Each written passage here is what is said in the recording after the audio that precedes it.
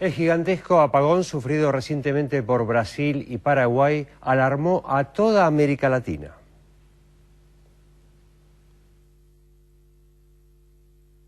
La salida de servicio de 3 líneas de transmisión eléctrica de la represa de Itaipú el martes 10 de noviembre provocó un apagón en medio Brasil y encendió la alarma en toda América Latina. El elevado grado de vulnerabilidad de los sistemas eléctricos de la región quedó de manifiesto cuando el afectado resultó el hermano más poderoso. En las semanas anteriores se habían tenido noticias de Ecuador declarando el estado de emergencia eléctrica por la sequía interna y el menor abastecimiento proveniente de Colombia. El déficit de oferta obligó a tomar medidas de racionamiento en el consumo con cortes del servicio de hasta 8 horas diarias. Venezuela también había dado cuenta de la insuficiencia de generación eléctrica y la necesidad de restringir el consumo superfluo. Entre las medidas dispuestas, el presidente Hugo Chávez ordenó la creación del Ministerio de Energía Eléctrica responsable de planificar las medidas de ahorro en el consumo y el aliento a las inversiones en generación. El gobierno le cargó la responsabilidad de la escasez de energía al fenómeno de El Niño, corriente climática que modificó marcadamente la temporada de lluvias. Cuba, México y otros países de la región tampoco quedaron al margen de los cortes recurrentes del servicio eléctrico por deficiencias en su infraestructura. Incluso Paraguay, socio de Brasil en Itaipú, resultó afectado por la falla en tierras brasileñas y sufrió cortes de media hora en casi todo su territorio. Pero ninguno de estos casos alarmó tanto como el apagón en Brasil. Unas 60 millones de personas, casi la tercera parte de la población, quedó sin electricidad durante más de 3 horas.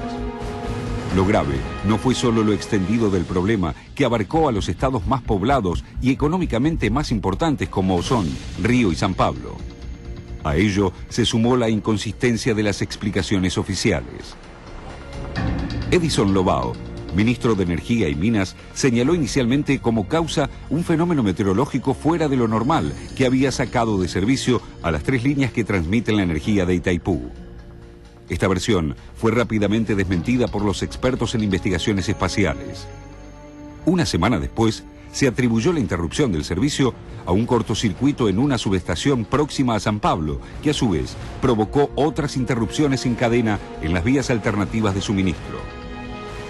Es decir, que los elementos que debieron actuar de sustitutos cayeron junto con el problema central, lo cual desnudaría una grave falla logística. Primero, nós não tivemos falta de geração de energia.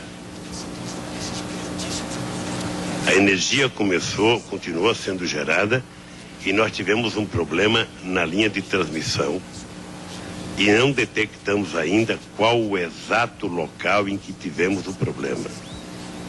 É importante que a gente não faça de uma coisa dessa nenhuma tese, que a gente constate o fato e com o fato a gente possa melhor informar a sociedade brasileira.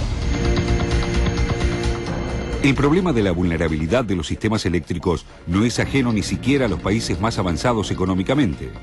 En Nueva York, Estados Unidos, las emergencias han sido recurrentes en la última década. La más grave de ellas dejó sin luz durante varios días a 50 millones de habitantes en agosto de 2003. También España, Rusia y la India vivieron la experiencia de apagones masivos a lo largo de estos primeros años del siglo XXI. La elevada dependencia de la energía hidroeléctrica se vuelve en contra de los países latinoamericanos en esta etapa de cambios climáticos. Sequías cada vez más extensas afectan el caudal de los ríos y la alimentación de las represas, diseñadas para condiciones más estables del clima. Además, el crecimiento del consumo en forma exponencial en los mayores centros urbanos, generalmente imitando el modo de vida norteamericano, irracional y suntuario, superó las proyecciones de la generación. Un tercer factor que dinamiza la crisis eléctrica es que la infraestructura actual, en casi todos los casos, se erigió bajo un modelo neoliberal que hizo del servicio eléctrico una mercancía antes que un derecho social. Ni Estados Unidos escapó a que las desregulaciones terminaran minando las posibilidades de atender el consumo masivo de energía. Aunque son varios los gobiernos de la región que ya piensan en planes de desarrollo de energías alternativas, la crisis del sistema eléctrico llegó cuando la mayoría de estos proyectos recién empiezan a dar sus primeros pasos.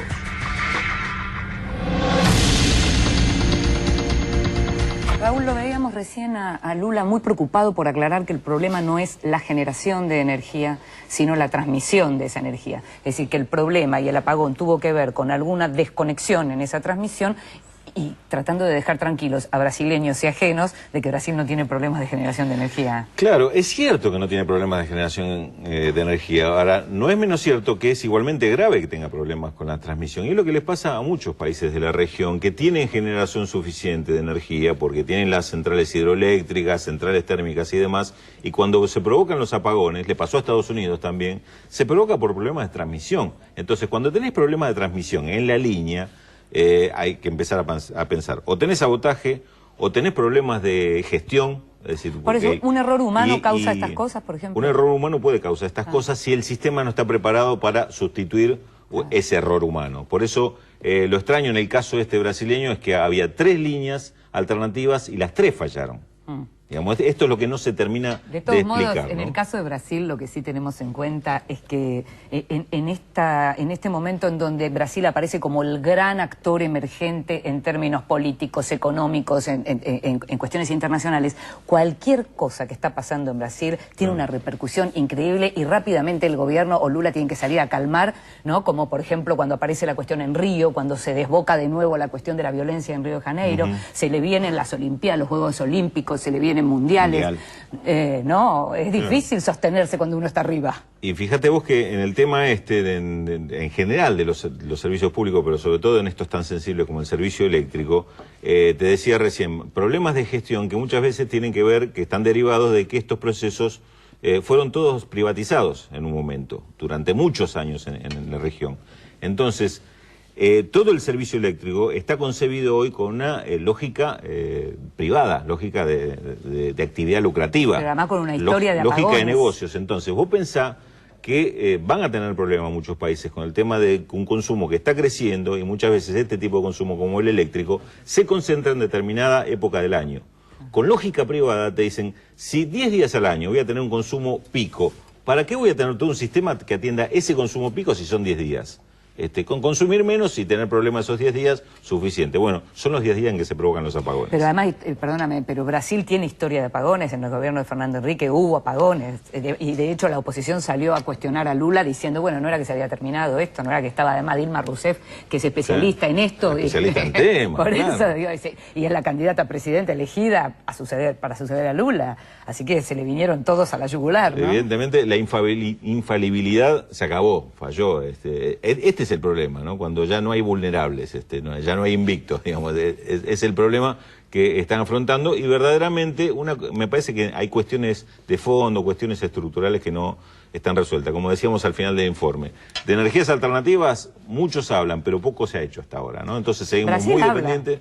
Claro, y trabaja y demás, pero están empezando a desarrollar estos temas. No hay todavía una alternativa clara en el horizonte como para decir salimos de la dependencia de las hidroeléctricas o de los sistemas de transmisión eléctrica, ¿no? Todavía siguen siendo grandes extensiones la que debe recorrer la energía para llegar desde el lugar donde se genera al lugar donde se consume, que generalmente son las grandes ciudades. Ahora, hay algo interesante en esto que decís de la lógica privada, porque justamente vengo de China, donde si bien hay inversiones de multinacionales muy importantes, el Estado sigue manejando y planificando. Y cuando uno lee los libros de análisis de lo que pasa en China, emitidos por el propio gobierno, por ejemplo en el tema energético y la famosa represa de las 3 gargantas que construyeron a pesar de la oposición muchos grupos ecologistas, tiene que ver con la planificación. Nosotros queremos llegar a generar tanta energía de acá al 2010, de acá al 2015, aunque en el camino de acá al 2020. Queden varios pueblos y varias, aunque en el camino queden varios personas. pueblos, efectivamente, pero todo se sigue planificando. El tema de las vías férreas también, planificar al 2010, al 2020, al 2050. Por más que entra la lógica privada, lo que sigue primando es la planificación centralizada del Estado. Bueno, fíjate que Brasil también tiene un ejemplo de eso, porque lo que sucedió con Petrobras es que, si bien entró como partícipe la lógica privada, Brasil como Estado nunca perdió el control de Petrobras. Claro. Entonces, en el tema de hidrocarburos, no solo que siguió desarrollando el tema de exploración, hoy Brasil está a punto de pasar a ser una potencia petrolera mundial por los descubrimientos que tuvo, sobre todo en el Campo de Santos, digamos, costa afuera, digamos, en el mar, pero ahí no se privatizó digamos, toda la administración o la gestión del servicio. Con estos otros servicios sí. Entonces hubo una ruptura histórica en todo el resto de los podría servicios. llegar Y a ahora ver- aparece esa dificultad. Que el propio Brasil te da el ejemplo que con el tema de hidrocarburos no le sucedió. Pero ¿y vos pensás que podría llegar a haber como un cambio en las políticas de Estado en relación a las empresas de energía? Quiero decir, al lugar del Estado en esto. Yo creo que es inevitable que recuperen un rol por lo menos planificador y de un muy fuerte control de la gestión. Sobre todo, no solo energía, sino todo lo que tenga que ver con recursos naturales.